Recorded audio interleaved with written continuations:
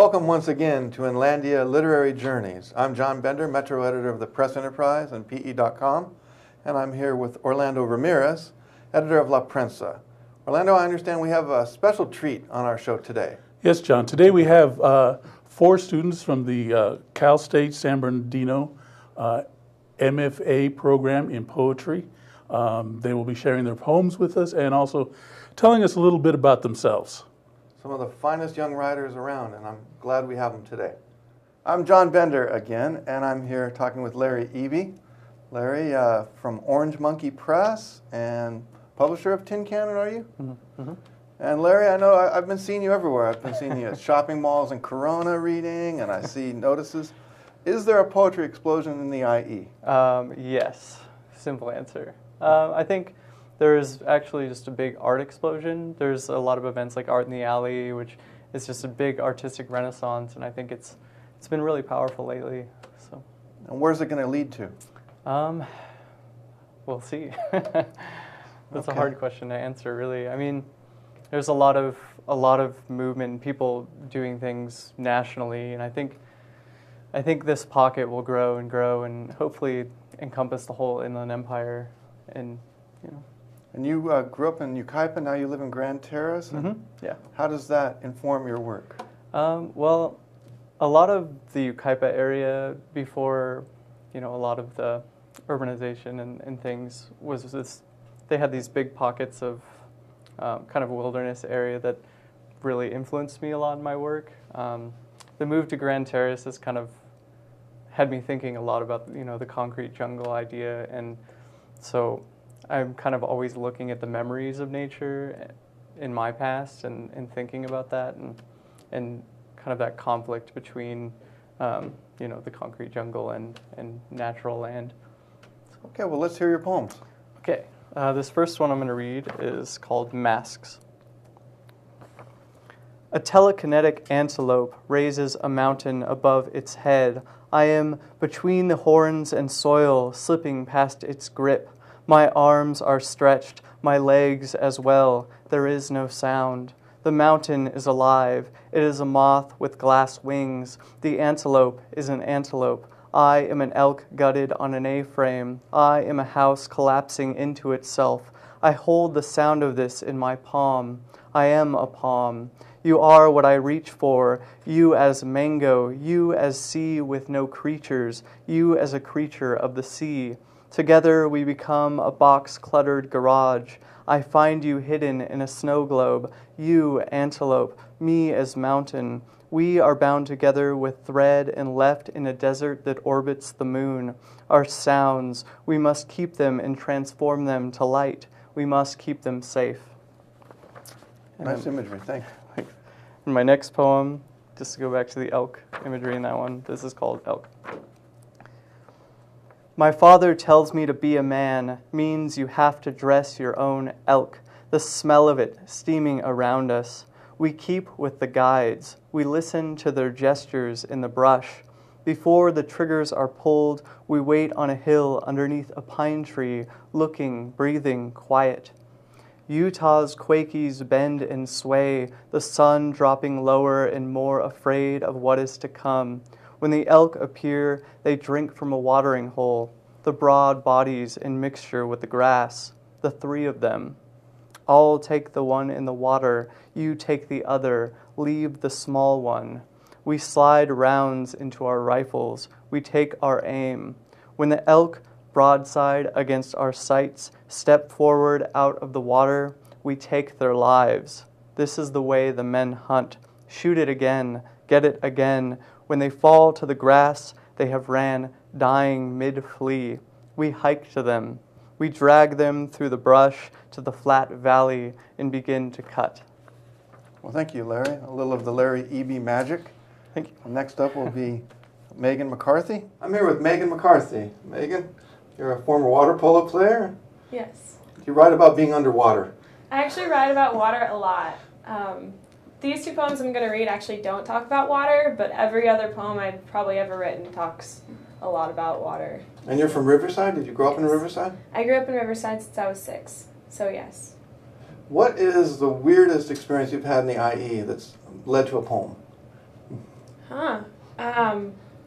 Well, it's a very difficult question. I've had a lot of weird experiences in the IE, so it makes for good poetry.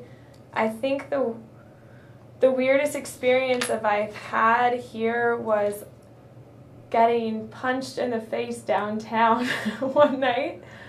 That was interesting. Oh, It's yeah. kind of Another woman? No, it was a very big man. Oh. You'll have to tell us about that in another episode. Let's. I want to hear your poems now. Okay. All right. So the first poem is called "I Go by Feel," and it's kind of about. It started with a joke with my brother, who would always he'd always talk about if he was drinking beer, he would say, "I'm not counting, I just go by feel." So it kind of got me thinking about all the things that in life that we try to measure mathematically or scientifically, and yet, you know, you just kind of have to feel your way through life, and that's kind of what I'm about. So it's called I Go by Feel. I go by feel because I'm not big on counting, measuring, a myth, bar, X beers, tailbones are still stiff. We've all lost track, bottles tossed down throat backs. Let's let squirming blood calculate. You can't quantify the degree of manliness by the number of hairs peeking through your V-neck or wife beater, but I feel that out too, and know. How wide the bicep, how high-heeled the shoe.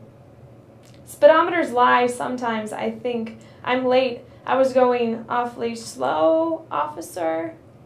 But how about 20 years?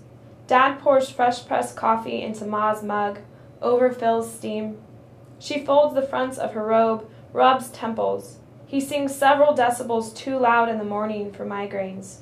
Smile, but what do I know? Yet there are wands to recount a heart giving up when we know work broke the back that framed failure, ways to mark patterns of blood flow, to outline the descent of cracked minds, psychoanalyze, sentiment fails. And that night you breathed in black, puffed air back, smoke the words you spoke, hung, carved into fog like a bathroom mirror. Then it fell behind your head. It stroked the black canvas. For a moment, I remember the star alive, the perfect shape of a constellation fading, finger waved goodbye, momentous, mine. Excellent. That was I Go by Feel. Yes. You've got another one for us? I got one more. It's called Breath. It's about the search for finding God with and without religion, so it's called Breath.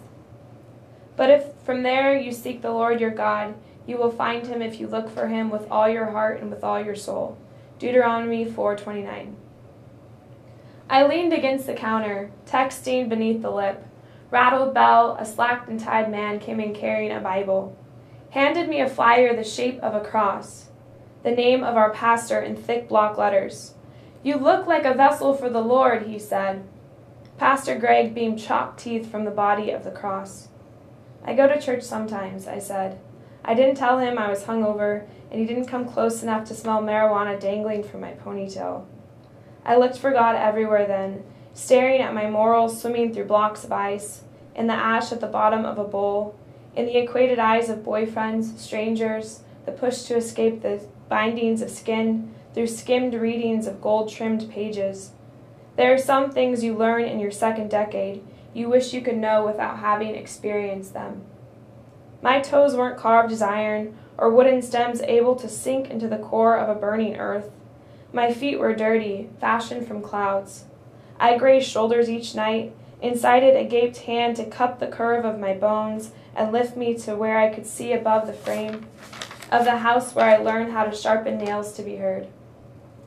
If only we could remember what we saw at eye level as we crawled across the carpet, Mom, Dad, towering. If only we were born at 88 and saw size as illusion, ended in a rapturous crawl on ground, bounded to knees to see trees, human, sky, with cracked bark, hearts, gaps in oxygen. Love them anyway. I was born with the same knowledge as those who read books. Eyes were crafted into living bone to crane my head back and drink in birds weaving messy patterns with a flap of wings above my head. the fine hair on the legs of a spider, the quake of earth in the middle of the night, the yawn of a tiger burning bright. That's God. Then the hand of man, with fingernails of gold, turned into a claw of wind and lightning and the love a mother has for a child. Those letters etched into a heavy code were written from my fingertips too. The collective breath of elements. Well, thank you, Megan. Thank you. Very nice. Thank you for visiting us with us again today here at Inlandia Literary Journeys. Every Tuesday, look for the column that is printed in the Press Enterprise newspaper. There is also a blog that is currently on pe.com, which is updated throughout the week. And come every week to watch our great videos that we do here. Thank you for your time. We'll see you again soon. Thank you.